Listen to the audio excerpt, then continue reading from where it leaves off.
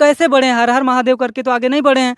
आपके जो गीत रहे हैं, लहंगा उठा दे रिमोट से, क्या लॉजिक है इस गाने में? कोई लॉजिक है? तो इनको लगता है कि ऐसे ही करके आगे बढ़ा जाए। अब आप 2-2 बार सांसद बन जाइए, लेकिन दिलों में सम्मान नहीं पाएंगे।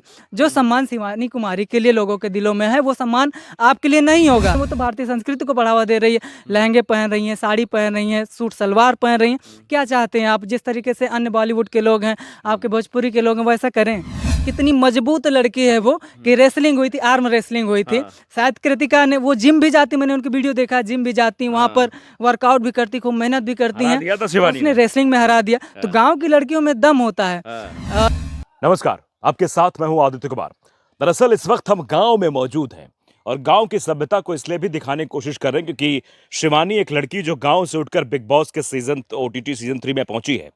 तो आज उसी सिलसिले में हम कुछ बात करने के लिए हमारे साथ लोक गायक हैं, ये भी गांव से हैं और गांव की प्रतिभा बहुत दूर तक पहुंच रही है। इंस्टाग्राम पे काफी प्यार मिल रहा है इन्हें और अपनी कविताओं और गीत के माध्यम से ये लोगों का मन मोह लेते हैं और चुनाव में काफी वायरल रहे अमेठी में ये, क्योंकि अमेठी के बारे में गीत लिखा था प्रदीप ने। प्रदीप मौर्य इनका नाम है और ये अमेठी के रहने वाले हो आप? जी, अमेठी के रहने वाले और इस वक्त गांव में हैं, इनके गांव में हम आए हुए हैं। गांव का नाम भी हमें नहीं पता, इन्हीं से पूछें। कौन सा गांव है आपका ये? हमारा बेरारा गांव है। बेराहरा। तहसील तिलोई है, विधानसभा भी तिलोई है और संसदीय क्षेत्र अमेठी। अच्छा, चलिए हम आज आपसे ये बात कर रहे थे। शिवानी एक गांव से लड़की एक निकली है और वो बिग बॉस तक पहुंची, क्या कहेंगे उसके बारे में? शुभकामनाएं हैं। बहुत अच्छी बात है कि गांव की भाषा को इतना प्रमोट किया है उसने।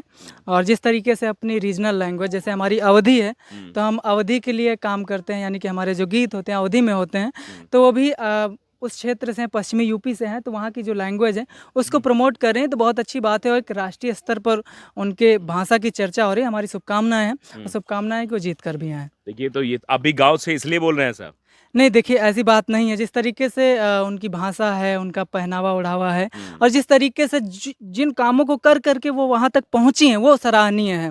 उनको मैंने कभी ऐसे नहीं देखा कि अश्लीलता को प्रमोट करती हुई दिखें, यानी कि गाली वगैरह को प्रमोट करती हुई दिखें। तो इन चीज़ों से हट करके एक साफ सुथरी छवि के साथ वहाँ तक पहुँची हैं। तब मैं बिग बॉस के अंदर भी शायद यही दिखाई दे रहा है। जी बिल्कुल। बिग बॉस के अंदर जिस तरीके से देखने को मिल रहा है कि वो अच्छे कपड़े पहन रही हैं, यानी कि जो मॉडर्न है, वेस्टर्न है, उस तरीके के कपड़े नहीं पहन रही हैं, क्योंकि उनको लगता है कि हमारी गांव के लोग, हमारे घर के लोग, हमारे परिवार के लोग, हमारे समाज के लोग देखेंगे, तो उस हिसाब से वो कपड़े पहन रही हैं। वाकई में तारीफ करने लायक है। देखिए, दरअसल गांव की बात इसलिए भी हो रही क्योंकि महात्मा गांधी ने एक बहुत इंपॉर्टेंट बात कही थी कि देश की आत्मा, यानी भारत देश की आत्मा गांव में बसती है। तो इस बार आत्मा पहुंच गई है गांव की, मतलब देश की आत्मा पहुंच गई बिग बॉस में। बिल्कुल। अगर किसी को भारत देखना है तो भारत आना है, अगर देखना है तो मुंबई ना देखे। ज़्यादातर लोग मुंबई और दिल्ली देख करके चले जाते हैं, वहीं लाल किला देखेंगे, वहीं गेटवे ऑफ इंडिया देखेंगे, चले जाएंगे। लेकिन अगर आपको भारत को पहचानना है तो भारत के गाँव घूमिए, क्योंकि भारत जो है गाँव में बसता है। 70-80% आबादी गाँव में बसती है। गाँव अगर नहीं घूमे तो आप भारत नहीं घूमे हैं। तो अगर गाँव की लैंग्वेज को प्रमोट किया जाएगा तो मुझे लगता है बहुत अच्छी बात है। चलिए, हमारे साथ प्रदीप हैं, तो प्रदीप से एक बात और करते हैं, इंपॉर्टेंट बात है, वो रवि किशन को लेकर बातचीत है। दरअसल रवि किशन, आपने देखा कि बिग बॉस में पहुंचते हैं और वो शिवानी को डांटते हैं कि मैं तुम्हें समझाने आया हूं कि गांव की लैंग्वेज नहीं होती, गांव में ऐसी भाषा नहीं बोली जाती। तो आपको क्या लगता है कि रवि किशन, मतलब ये कह सकते हैं आप कि जिसके घर कांच के होते दूसरे घर पत्थर नहीं मारते, लेकिन वहां तो शिवानी गलत नहीं थी, लेकिन रवि किशन जो बात कह रहे थे उस पर आप क्या कहेंगे? हाँ, तो उत्साहित करने की कोशिश की जा रही है। जिस तरीके से उन्होंने काम किया, उनको लगता है कि हमारे तरीके से सभी काम करें, हमारे तरीके से सभी आगे बढ़ें। लेकिन उसको लगता है कि हम अपने तरीके से आगे बढ़ेंगे तो अपने तरीके से बढ़ रहे हैं। इनका अगर पिछला चरित्र देखा जाए तो कितना अच्छा है। लगातार जो लोग गायिका हैं, अन्य लोग हैं जो जागरूक हैं, लगातार सवाल उठाते रहते हैं कि आप कैसे बढ़े हैं, हर हर महादेव करके तो आगे नहीं बढ़े हैं। आपके जो गीत रहे हैं, लहंगा उठा दे रिमोट से, क्या लॉजिक है इस गाने में? कोई लॉजिक है? तो इनको लगता है कि ऐसे ही करके आगे बढ़ा जाए। अब आप 2-2 बार सांसद बन जाइए, लेकिन दिलों में सम्मान नहीं पाएंगे। जो सम्मान शिवानी कुमारी के लिए लोगों के दिलों में है, वो सम्मान आपके लिए नहीं होगा। वो सम्मान अन्य कलाकारों के लिए नहीं होगा जो अश्लीलता को प्रमोट करते हैं, वेस्टर्न कल्चर को प्रमोट करते हैं। वो तो भारतीय संस्कृति को बढ़ावा दे रही है, लहंगे पहन रही हैं, साड़ी पहन रही हैं, सूट सलवार पहन रही हैं।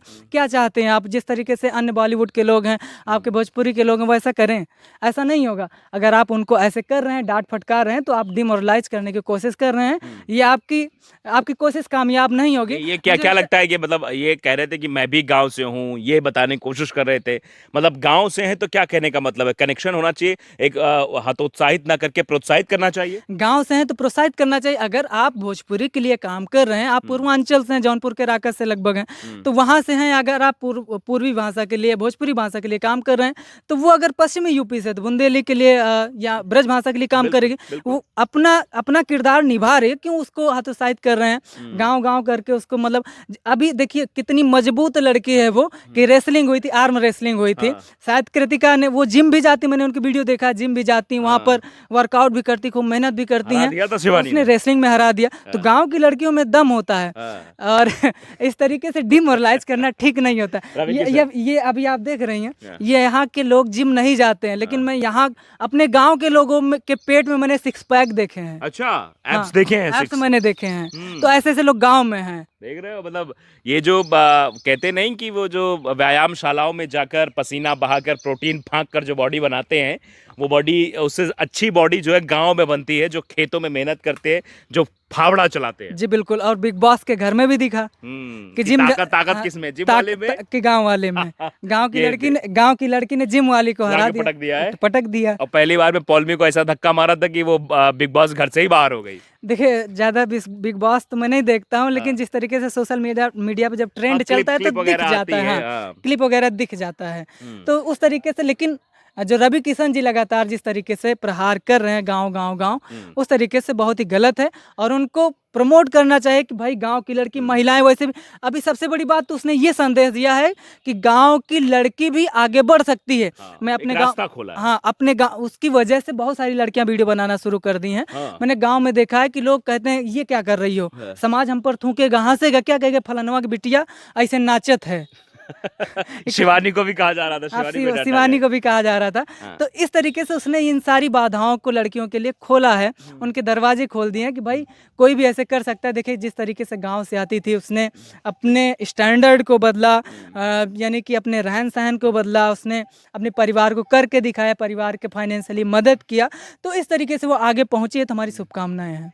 देखिए शुभकामना भी दे रहे हैं, और साथ साथ अभी एक और वीडियो आया है, क्योंकि दीपक चौरसिया जो है वो भी वापस आ गए हैं, बाहर आ गए हैं बिग बॉस घर से, और उन्होंने भी सवाल उठाया है, और सवाल एक डायलॉग पर उठाया है कि जो नसीहत दे रहे थे शिवानी को, जो ये सिखा रहे थे कि कैसे बात करनी चाहिए, कैसे अपने बड़ों का सम्मान करना चाहिए, उनका तो फेमस डायलॉग था, जिंदगी झंडवा फिर भी घमंडवा। बताइए। तो वही है ना कि जिनके घर कांच के बने हों तो दूसरे के घरों पे पत्थर नहीं मारा करते।